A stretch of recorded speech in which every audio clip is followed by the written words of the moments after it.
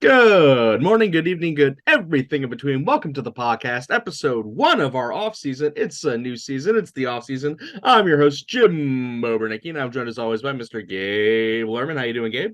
Shohei Ohtani has signed a 10-year contract worth $700 million with the Los Angeles Dodgers. Oh, that's interesting. I hadn't heard about that, weirdly enough. And I'm also joined as always by Mr. Michael Beasley. Michael, how you doing?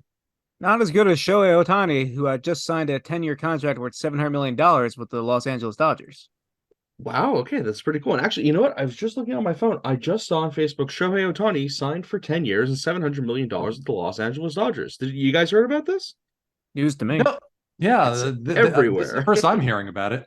It's one of those stories so big that even non-baseball people I know are like reaching out to me, being like, you know about this? Like, what's the deal here? And I'm like, oh, it's the deal. He's the guy. It's the thing. Like, this is what we've been looking everyone forward to. on Twitter in Toronto was hyperventilating about it.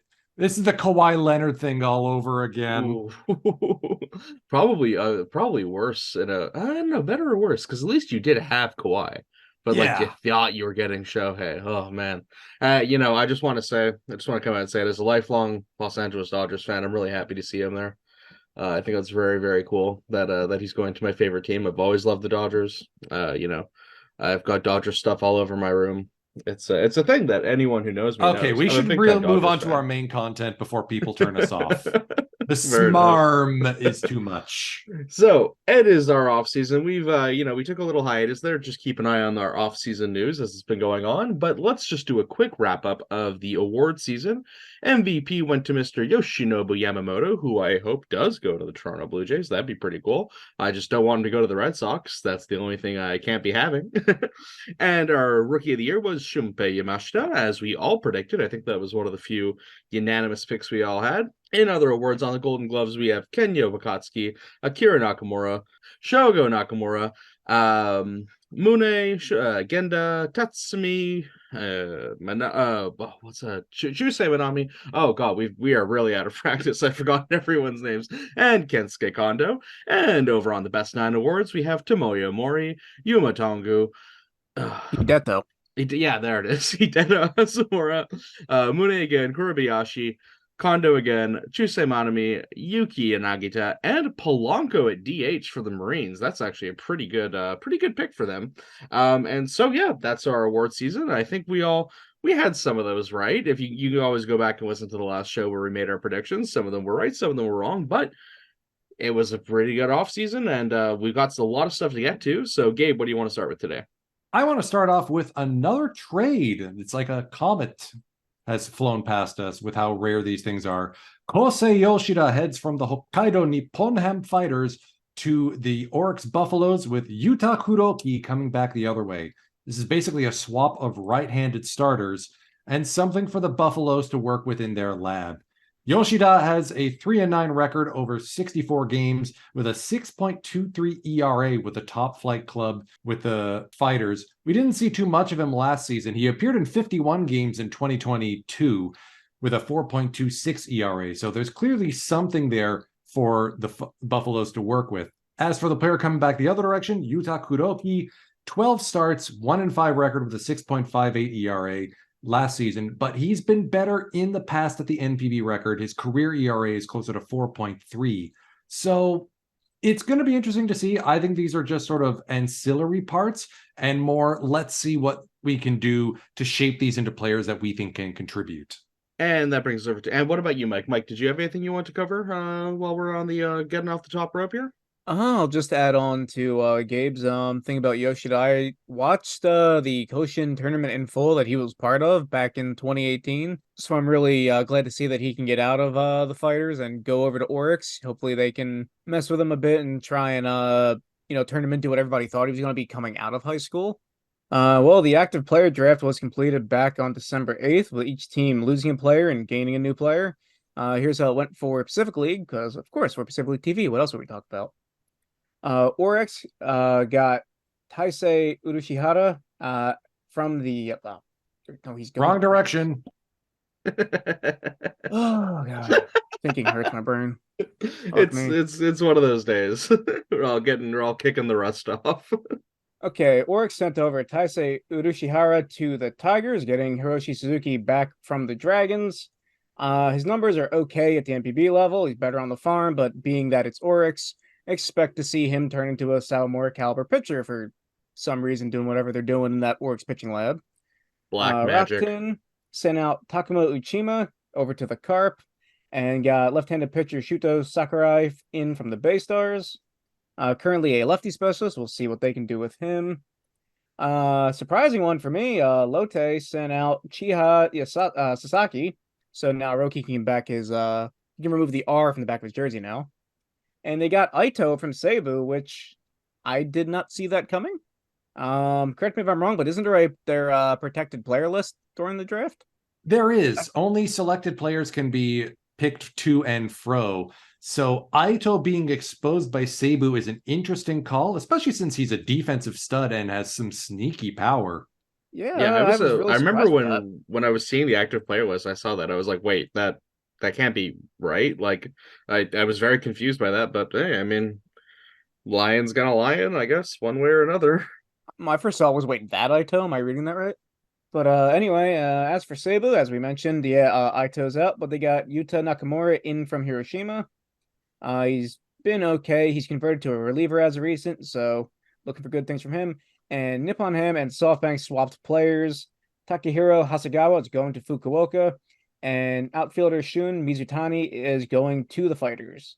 Hasn't debuted yet in NPB, but has made improvements down on the farm offensively this year.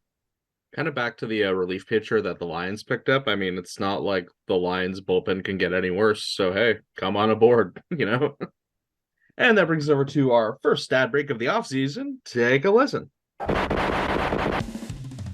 Hey, you should be betting on sports. Like right now, open your phone, download an app, and start blowing money on silly wagers. We'll even give you a head start with some quote-unquote free money. Come on, what are you afraid of? Are you a whiny little baby with a dirty diaper? Everyone bets on games now. Your friends' friends, your mom. That's right, your mom bets on sports. How do we know? Actually, there's no betting on sports in Japan, which means all broadcasts on Pacific League TV are free from the scourge of sportsbook commercials. So you can enjoy baseball without being taunted by the broadcast. Visit PacificLeague.com for more details, or watch Dingo.com for free live games without commentary within North America. And that brings us around to the main event segment of the show, the meat of it all, the Around the Horn, where we take a look at all the teams from top to bottom in the league, starting with, of course, our defending Pacific League champions, the Oryx Buffaloes. Take it away, Gabe. Welcome to the Oryx Buffaloes, Ryoma Nishikawa. Last year's best 9 outfielder in the Central League for the Carp signed a 4-year, 1.2 billion yen, or around $8.1 million US contract.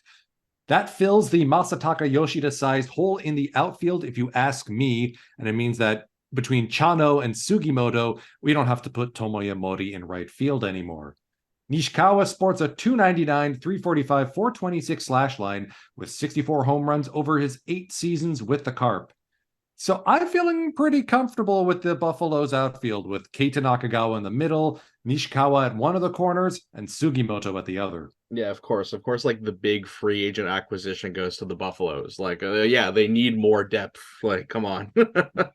And staying with the Buffaloes, Marwin Gonzalez. Jacob Waguespack will be departing the club after 2 seasons. El Mago had a .650 OPS last season, but his defensive flexibility all over the infield makes him a valuable commodity in the eyes of the Oryx management. New foreign player joining the club, Andres Machado. After 3 seasons with the Nationals, totaling 145 innings pitched and a 4.03 ERA, he heads to Japan to take Jacob Waguespack's spot in the bullpen. And that brings us over to our last year's runner-up, the Chiba Lodi Marines. Take it away, Mike. So first of all, for Lotte, CC Mercedes will be returning to Lotte again this season. It'll be his 7th season in Japan, and I'm quite happy about that. If you go back to, I think it was last episode or maybe an episode before that, I made it pretty clear that I wanted him back, and so very happy to see that. He had a 3.18 ERA over his last 6 years in Japan, and before that, he was a Rays prospect, another manufacturer of pitchers. They just pull him out of nowhere. Takashi Ogino will remain with the Marines heading into his age 39 season. So I think our friend Steve over at We Love Marines is probably happy about that.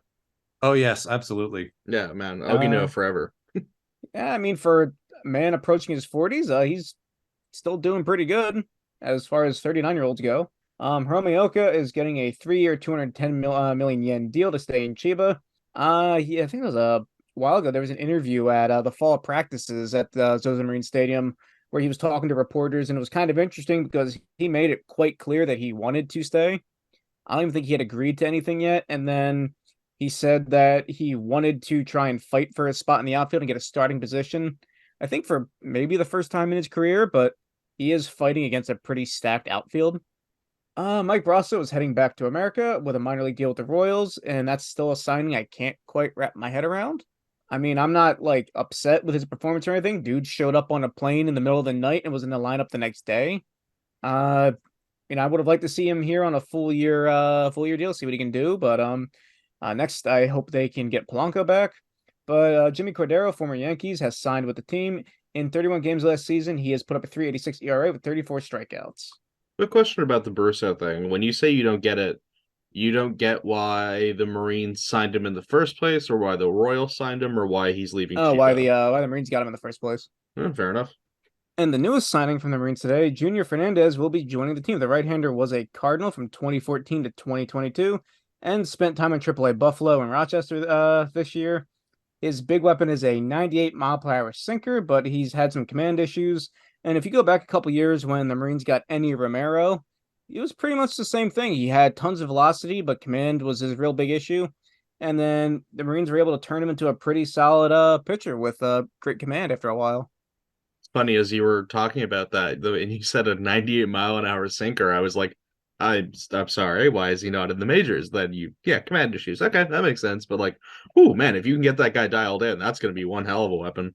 Yeah, for sure. Hopefully we can see that next year. And that brings us over to the third place team. They made the playoffs. I didn't say they didn't almost make the playoffs. They made the playoffs and they got bounced out. The Fukuoka SoftBank Hawks. And let me tell you, that SoftBank money is real because Roberto Osuna has signed the wealthiest deal in NPB history for a foreign reliever at 4 years at 4 billion Japanese yen. So that's about 26.5 million USD. Last year, he was lights out, put up an 0.92 ERA on over 49 games with 26 saves and 42 strikeouts in 49 innings. His season did get shortened a bit by injury, but I mean, he's one of the best closers in the Pacific League, so it makes sense why they're splashing out the big cash for him. And as long as you can have him and Moinello next season, the bullpen's going to be great. And the other news we have for the Hawks is players not returning are Joe Gunkel, Freddie Galvez, Williams Estudillo, Courtney Hawkins, and Alfredo de Spagna. Anyway, father time comes for us all, man. There's father time coming for you, and then there's. But I digress. Speaking of deadweights, actually, there was one thing I caught on Twitter earlier.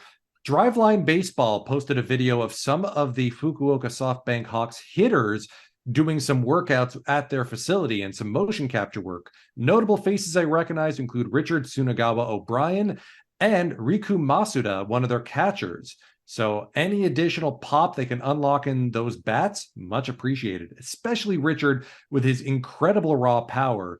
They can fix the 40% whiff rate. There's another cannon in that SoftBank lineup alongside Yanagita and Kondo and Nakamura and Kurihara. Well, I mean, yeah, that's the thing sort of with the Hawks, right? Like what they really need to adjust this season is getting some better starting pitching and just a little more pop in that lineup. We need just like one or two more decent sluggers, but I mean, it's hard also when you have to sort of trade off fielding probably in a lot of cases. But anyway, that brings us over to the fourth place team. They almost made it from last year's season into the playoffs. The Tohoku Rakuten Golden Eagles. Take it away, Mike. They may have been fourth place last year, but I dare say they were probably the most interesting team to watch all season, especially with it coming down to the wire like that. But Eagles lefty starter Takahisa Hayakawa has joined the Perth Heat in the ABL. He's made 2 starts, got 10 strikeouts in both of them, and had the most recent was a 7-inning 2-hitter shutout. And you can watch him along with all the other PL players in the ABL right now on Baseball Plus, a free streaming service. No money involved. Just go look. It's great.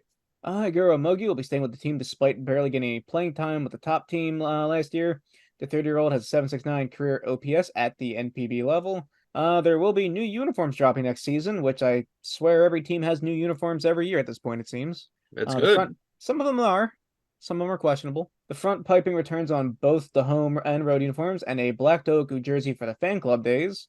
Where if you ever want to get some free jerseys, go to the stadium on the fan club day. You'll get a free jersey given to you, and then a bunch of people for some reason will just hand you theirs. I don't know why they do it. It's happened to me a couple times. But farewell Genji, the longtime fan favorite, has hung up his cleats during the fan day last month. His 14 season career totals: 1,240 games, 1,239 hits, and a 712 OPS. Ginji forever, my homeboy. I have a soft spot for this guy, not just because he's mononymous, only goes by the one name, but also because he played so well in the 3 Rakuten games I watched him in 2019 when I was over in Japan doing my all teams train tour. So there's a reason I got his cheer towel. Ginji, my homeboy, forever and a day. Better get his jersey before they stop making it. It'll be hard to find after that. But to close out Rakuten, Takahiro Norimoto's moving to the closer position. This is a bit unexpected, but with Yuki Matsui departing, the 33-year-old starter feels that he can provide more value out of the bullpen. For his career right now, he's got 114 wins and a 3.11 ERA in the rotation with a 2.61 ERA and 155 innings pitched over his last 24 starts. Actually, you just made me realize, where is Yuki Matsui going? We don't know. As an international free agent, he is not required to have a posting fee paid based on his contract. He's been rumored in a bunch of places, but nothing firm yet. Now that Shohei Ohtani has signed a 10-year deal worth $700 million with the Los Angeles Dodgers, the hope is the free agent market will thaw a little bit. God, imagine Matsui, Yamamoto, and Shohei all ended up at the Dodgers. Pain. That would be magical. I'd have to watch every Dodger game I could next year. That'd be so much fun. I thought you already did. Oh, yeah, yeah, of course. I'm a big-time Dodgers fan. I'm always watching the Dodgers. And so, speaking of teams I'm a fan of, there we go. There's a good transition. That brings us around to the Saitama Seibu Lions. And so we got some interesting news at Kaimatara's press conference where he announced a new contract extension. He has indicated that he does want to be posted at in 2025. His conversion to starterdom from being a reliever was obviously really good last year with his 2.4 ERA and a 11-7 record. But I mean, obviously, don't let that record fool you. It's the bats didn't do any support. That 2.4 ERA was stellar. He got in 23 starts and had a 9.2 K per 9 ratio over 150 innings. As long as they can keep that rotation together and get a little more batting, the Lions could be pretty good next year. And welcome to Japan, Frenchy Cordero. It's a 1-year deal for the journeyman who spent the last couple seasons kind of bouncing around between San Diego, Kansas City, Boston, and New York last year. His career OPS is 0.678. Another foreign acquisition for the Lions is Albert Abreu, also another former Yankee. He had 45 appearances last season in the Bronx, 59 innings pitched, 4.73 ERA, and 61 Ks. I think he's just sort of going to fill out the team. I'm not even sure how much he'll be at the big club, but, we'll see. Like I said, they can use all the help they can get in the bullpen. The Lions have also brought back veteran catcher Ginjiro Sumitani, who played from 2006 to 2018 with the team.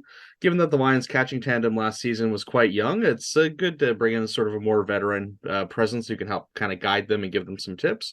Sumitani played 65 games last season with a 0.59 OPS, not far from his career average of 0.53, but it's not for offense. He's a very good defensive catcher, 2-time Golden Glove winner. So, I think it's a good kind of savvy addition to help out with the team and sort of keep the defense going well. But I mean, they do need more offense, so we'll see.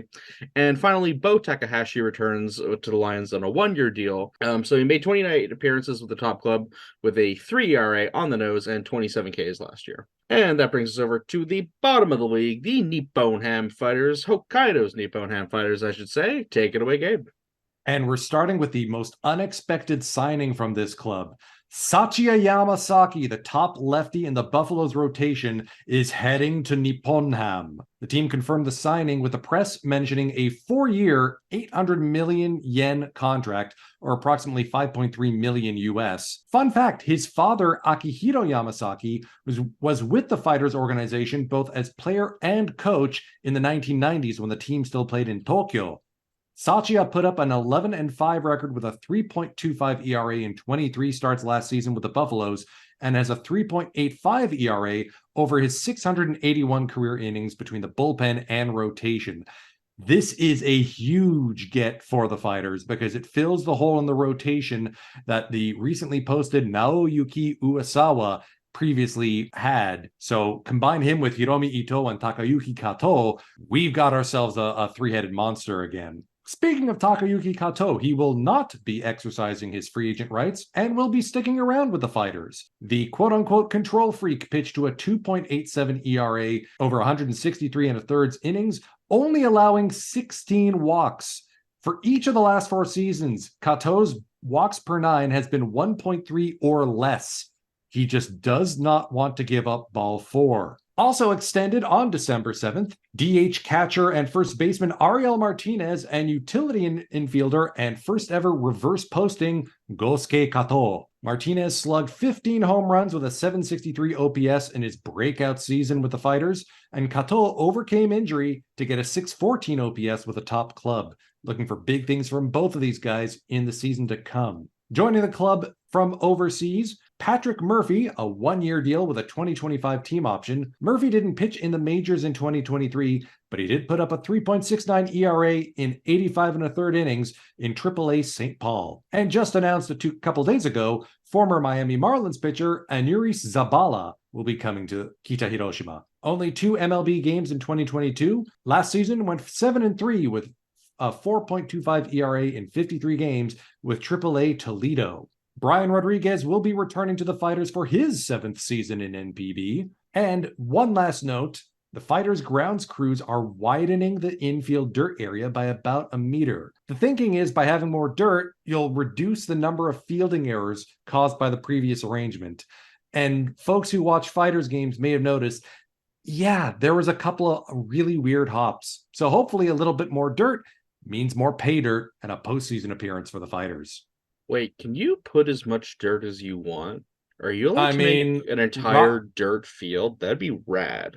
I don't think you can do a dirt outfield, but the dirt infield is a very common thing in Japan. Look no further than Rakuten Mobile Park Miyagi or the famous Koshien over in Nishinomiya.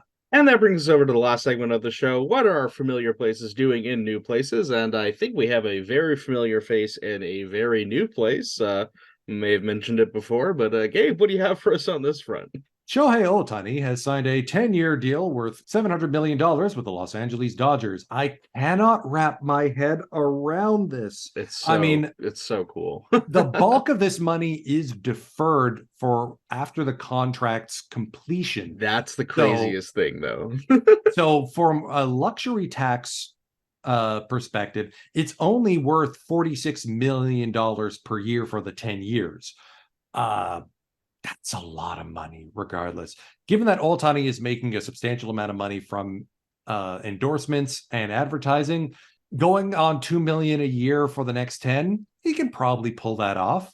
But it's a huge commitment for the Dodgers and a commitment for Ohtani to try and win, at least get to the postseason. Oh, yeah, I'm sure he'll get to the postseason. Okay, you know what? I would have said that any number of years over the last while, so never mind. I take that back. Mm-hmm. This one from Codify Baseball on Twitter. MLB hitters slugged a mere 147 against Kodai Senga's forkball last season. Not batted, slugged. No pitcher threw a pitch more often last season and had a better result.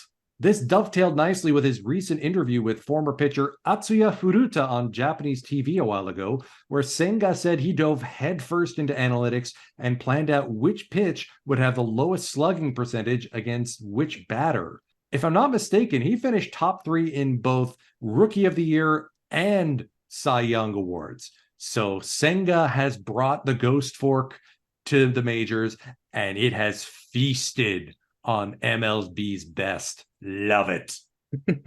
And I got a funny little thing I want to add on to the Shohei Ohtani thing. It's really crazy to think about the way baseball has evolved, not only as a game, but like economically, right? Like sports in general, but especially baseball.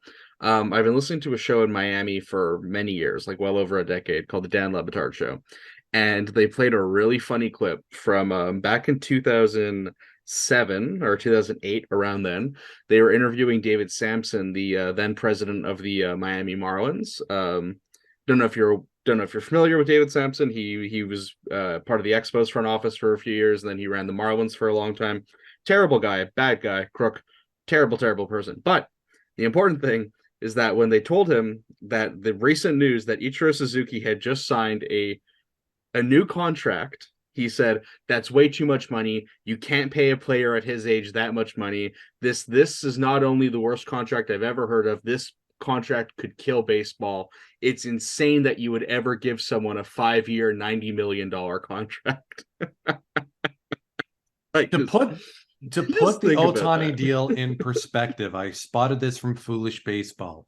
Ohtani's contract value exceeds the previous highest contract value, Mike Trout's $426 million deal with the Angels, by the second previous highest contract value, Alex Rodriguez's $275 million deal. Oh my God.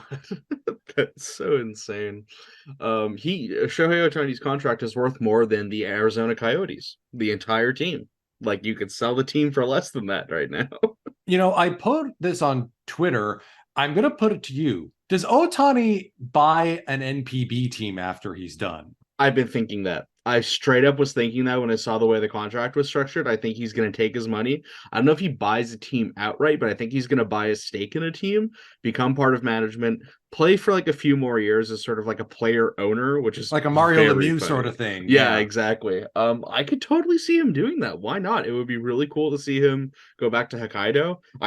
Please, for the love of God, wherever it is, be a Pacific League team. That's all I need, you know? Yeah, that's what we need. We need to see old man Ohtani come out as pitcher DH in the Pacific League, slug bombs, break another hole in the Tokyo Dome roof. Yes. Yeah, hopefully he doesn't go to the Giants. That would be absolutely heartbreaking. Obviously, though, I think that's the only other team that would make sense. I just not being able to like know what he's thinking. Obviously, you would think it would be either the Fighters or the Giants, but please be the Fighters. I was actually thinking like he could buy an expansion team. Ooh, like interesting. Buy two. Like buy one in each league. No, buy two and put them both in the Pacific League, because that way you still have an even number of teams and you don't have to have interleague for the entire season. For those of you who don't know, interleague in NPB is limited to just 3 weeks of the schedule in late May and early June. That's it. And also, kind of speaking of Ohtani and what he would do with this money, what would you do? I'm not only asking, you and Mike, but like the viewers too. Please comment. What would you do with $700 million USD? Let's start with you, Gabe. What do you think you would do with that money? Be able to afford to live in Toronto for a few months? Yes, I would finally be able to afford a house in Toronto. Otherwise, I think I'd invest in a new hospital wing. That's where I'd put the money. I'd get my name right up there in big, bold letters. But yeah, given how much my family's benefited from the healthcare system here in Ontario, got to give back. That's pretty good. That's a great answer. What about you, Mick? Disappear. Fair enough. Yeah, I'll just be gone. You won't hear a thing. There'll be no donations. There'll be no spending money. I'll just be gone. I actually have a very specific idea. It's this fantasy I've had for a long time. I'm going to try to get this in before our recording stops. But Montreal is an island, right? And just off the south coast of the island, there's a very tiny island called Dorval Island. It is technically the smallest town in Canada, as far as I know, legally speaking, in that there's only permanently a handful of residents. It's mainly just summer homes for rich people. I want to buy every property on that island, own the island, keep it as a town. Therefore, I become the de facto mayor and in charge of the island. I make all sorts of law changes to the zoning and things of the island.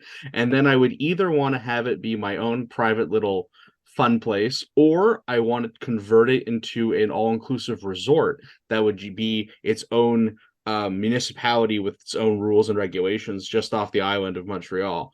Well, like a Disney World sort of thing. That they yeah, got the Reedy exactly. Creek Improvement District. Yeah, but more like a sorted, like more like a place where bad things happen, I guess. Okay, Pleasure Island. Gotcha. Yeah, there we go. Yeah, Pleasure Island from Pinocchio. That's exactly what I'm thinking. Got it.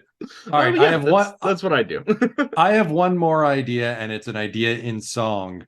Have you guys heard of this one? I've had a dream for quite some time. I've been thinking about it from dawn till dusk, and I'm not really sure if it's a crime. I want to blow up Mars to mess with Elon Musk. Oh, that's pretty good. I've never heard that. That's pretty funny. Look up I've had a dream for quite some time on YouTube. There's a whole version. Maybe Okay, I could actually, I do buy have Twitter another back. idea that I would do. So anyone who knows me personally knows that I have a massive hatred of local restaurants in my area because they're all bad, but people swear that they're good, and trust me, they're not. They're terrible. I would buy all of them and turn them into parking lots for nothing. Interesting. That's You what should I That would is turn them, vindictive. turn them all into McDonald's. Yeah, that's a better idea. I might do that, like 3 McDonald's in a row. Yeah, Or like exactly. McDonald's, Wendy's, Burger King, just repeat the cycle. Or just No, turn I- them into something useless, like, I don't know, like a bank, but nobody works at the bank. Parking lots are very funny because you could actually make a business out of that, but also just But it's a making private them, parking lot, though. Like, you can't park there. just there's a turning big them into electric holes, fence around it. just big holes. And there's a plaque, like, here lies awful pizza place number 3 or something like that. And we're all saying all these things, but I think in reality, we all know what we'd all do. We'd all just go to Japan and stay there for a very long time. Oh, well, yeah, that's after the parking lot Yeah. purchases. And so that brings us to the end of today's show. Again, please comment with what you would do with $700 million. I'm actually very interested to see what our comments are. And thank you very much for listening to the show. We will slowly get back into it once the season gets up. But thank you for listening. Let us know, do your like, comment, subscribe, all that YouTube stuff, and we'll see you next time. Take care.